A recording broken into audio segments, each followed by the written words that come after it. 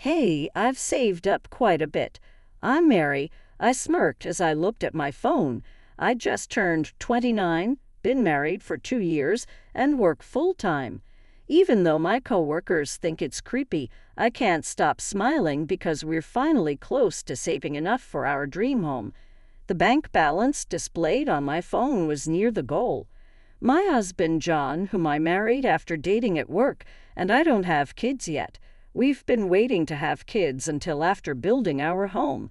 I wanted to enjoy being single a bit longer, but John, being in his mid-30s, insisted, so we married when I was 27. Though we're in different apartments, working at the same company as John feels awkward. But changing jobs would mean a pay cut, so I kept working. Now we're one step away from buying our house. It's been a long journey. There have been no major issues with John. Work is fine and savings are growing. Living a typical life, marriage, work, saving for a home. I thought this ordinary life was my greatest happiness. But life isn't always smooth sailing. The main issue in our marriage is my in-laws. After work, I return to our small apartment. It's cramped for two, but we need to save for our house. The moment I opened the door and saw the shoes, my fatigue doubled. Oh no, she's here again. I sighed deeply inside. I'm home, I said. Welcome back. You're late. The reply wasn't from John, but from my Unveil, sitting heavily on our tiny sofa. Good evening. Why do you always come home at this hour?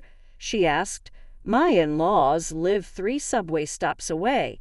Not far, but close enough that my Unveil frequently visits. What about John's dinner when you come home so late? She continued.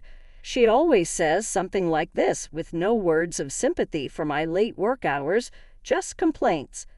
Sorry, work piled up. I'll prepare dinner right away. John was home early, even though we work at the same company. Aren't you an efficient worker? She added. Though we work at the same company, our departments are entirely different. John's department rarely requires overtime, but has a low pay. My department is crucial to the company, with important tasks that require overtime, but it offers the highest pay. I wish John would explain this, but his pride stops him. Now he's just sipping tea silently. As a dual-income household, John could help with the housework a bit more, yet he adamantly does nothing. No shopping, laundry, cleaning, or cooking. When I get home, he's either watching TV or on his phone, unaware that my Unveil keeps making snide comments. We already ate dinner with John, she said. What? You already ate? Delicious steak. I treated John to a nice meal. I saw the restaurant name and was startled. It's an expensive place. I was shocked but resigned as my meal was paid for. I headed to the kitchen to make my own dinner. Then my Unveil stopped me. Mary, I need a favor. We're short this month. Can you help? I had a bad feeling. We're tight this month, too. Didn't you ask for money last month? Despite being tight on money, I gave you $300 then, and before that, too, and the time before that. Wanting to retort, I forced a smile. Sorry, we're also struggling this month. Are you helping your man? She asked. What a cold D. Who's really cold here? Not helping at home, leaving your wife alone to eat steak. Your son is the cold one. Finally, John spoke up. Mary, you're so stingy. Help Mom a little. But we're really tight this month. Oh, well, Mom, I'll help you. Sighing, John took out his wallet and handed her $500. John, you're such a good boy. My pride and joy, unlike Mary, my Unveil said, glaring at me as I stood speechless. As she left, she turned to glare again. John, if you ever want to divorce this money-hungry wife, come back anytime. She slammed the door. What was that? I turned to see John on the couch with his phone. I confronted him. Why did you give her $500? Use it for our household. I had a reason for saying this. Though John pays rent, that's all. Utilities, food, and miscellaneous expenses. I pay for everything simply because John refuses to pay. I pay rent. You want more. You're so greedy. He always says. He always refuses to pay more. I cover everything else, including the phone in his hand. Of course, you make more, but just a little more than me. We're scraping by with living expenses and saving." "Oh, you can save? Then you're fine. Hand it over." John reacted to my mention of savings and extended his hand. "What's this for? I'm broke after giving Mom $500. Give me some cash." "Are you kidding me? John keeps all the money for himself except for the rent. Yet every month he tells me he's short on cash. He always says men have to entertain clients and socialize, so I've reluctantly given him money before. But today I'm not giving in so easily. If I give you money, it's like giving it to your mom. Why should I pay for you and your mom's dinners? It's good to be able to do something nice for my parents," John said. "What about me? Neither my unveil nor John ever thanks me. It's just a waste of my money." And what was that about considering divorce? It means what it says. If you're going to be so stingy, I have my options. With that, he stormed off to the bedroom, even locking the door for good measure. In our tiny apartment, there are many rooms. I had no choice but to sleep on the couch after being shut out of the bedroom. In these stressful days, my solace is looking at my bank balance. After my unveil came over with her demands and complaints, I opened my phone before starting overtime at work. I logged into my savings account from before I got married. I'm so close to getting a house, I thought, but then my eyes froze. What is this? I stood up with a loud noise, apologized profusely to my boss, and rushed home. John, are you here?" "What's up? You're home early today." John looked surprised. In front of him was a spread of what looked like very expensive steak, and it wasn't just him there. "Oh, welcome home, Mary. We're just having dinner," said my unveil. Both of my in-laws were there, not just my unveil, but my FIL too. "What on earth is going on? What are you doing?" I demanded. "We're eating steak. Want some, Mary?" "Steak? Where did you get the money for this?"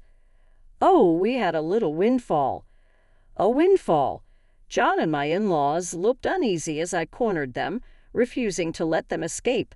I grabbed John by the collar, and he reluctantly handed me something. It was the bank card for the account I had just checked online.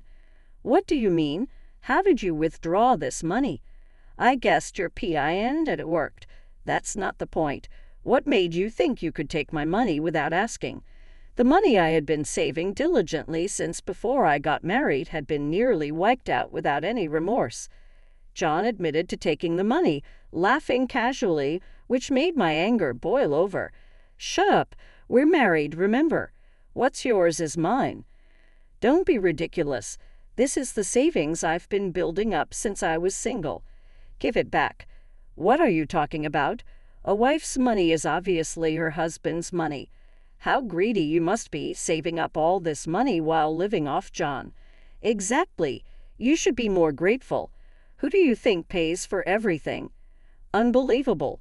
Not a single person here was on my side. This is just like stealing." "Give it back." "Hey, who's the one being ridiculous now?" The word stealing seemed to finally make John flinch. Annoyed, he said, "Did you forget I'm the one paying the rent here? Plus, I have to entertain clients and support my parents." "That's right.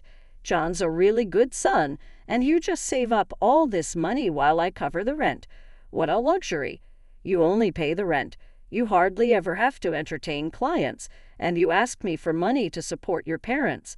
Quiet. You came into this family, so you should listen to me and my parents. You should be grateful." "I haven't divorced you yet, you useless woman." Shouting this, John grabbed my arm and threw me out of the house. "Hey, there's no steak for you. Go cool off outside." I never thought he'd actually kick me out. Stunned, I ended up staying at a hotel for the night. The next day, when I returned home, only John was there. Relieved that his parents were gone, John handed me a piece of paper. It was a divorce form. John's section was already filled out. "What is this?" I asked. "Listen, If you complain again, we'll get divorced immediately. If you don't want that, you'll obey me without question, and I'll manage your savings." John waved the bank card in front of me. Then he tried to leave. "Where are you going?" I asked. "Out for a drink. Got a problem with that? Want a divorce?" With a smug smile, John walked out. What an idiot! Does he really think threatening divorce will make me obedient? I had no love left for John anymore. Besides, does he think there's still money in the bank card John took? I'd already transferred all the money to another account. I always felt uneasy about keeping all my savings in one place, so I had multiple accounts. The bank card John had was just one of them. I filled out my section of the divorce form. What a fool! Leaving a signed divorce form was exactly what I wanted. I grabbed the notice and quickly packed my things to leave the house. After spending another night at a hotel, I took the day off work the next day. As soon as the city office opened, I submitted the divorce notice. Then I headed straight to a real estate agency. Last night, while browsing on my phone in the hotel, I found a property that caught my eye, a newly built house near the station, perfect for commuting. It was almost love at first sight. The exterior and interior were nearly my ideal. I viewed the house and decided to buy it on the spot. From then on, things were hectic, staying in a hotel until the move would be too expensive, so I explained my situation to a friend and stayed with them while preparing the new house. I had to get new furniture and handle various other tasks. With all the business, I completely forgot about John and my ex-in-laws. That's why I was shocked when John came to my department one day. "Oh, right, we work at the same company," I realized. As he loudly called my name, everyone's eyes turned to us. But John didn't care and walked straight to me. "Why haven't you been answering your phone?" "Oh, I didn't think it was necessary. I remembered John had been calling nonstop. I was busy and didn't want to deal with it, so I ignored him." "You withdrew money from the account without permission, didn't you? Don't mess with me. And why haven't you come home? Do you really want a divorce?" "Oh, don't worry. We're already divorced and that money is mine, so I can do whatever I want with it." He still thought threatening divorce would scare me. When I casually said this, John's face went blank with surprise. What a stupid face, I thought. It's funny. "What? Divorce?" "Yeah, thanks for preparing the paperwork.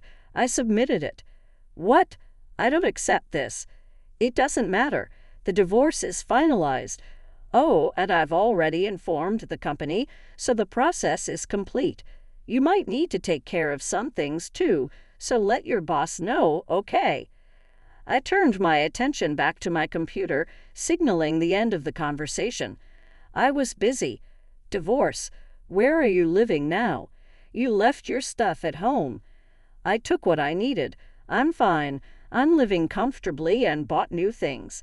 "Where are you living?" "That's none of your business. It's a privacy matter." "Please don't cry." John fell silent, feeling the stares of my colleagues and boss. He left the office without a word. My colleagues sympathized with me, saying, "Mary, you have it tough." Living in my new home was wonderful.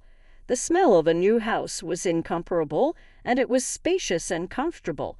But since I had just moved in, there were still many things I needed. Today, I was expecting the delivery of some appliances I'd bought online. Just then, the intercom rang. "Oh, it's here," I thought, and opened the door. I immediately regretted it. I cursed myself for not checking the intercom first. Standing outside was my ex-NIL. I was so surprised I blurted it out right behind her. My ex, Phil, and behind them was John. "It's been a while, Mary. I'm coming in." "Oh, wait, just a second."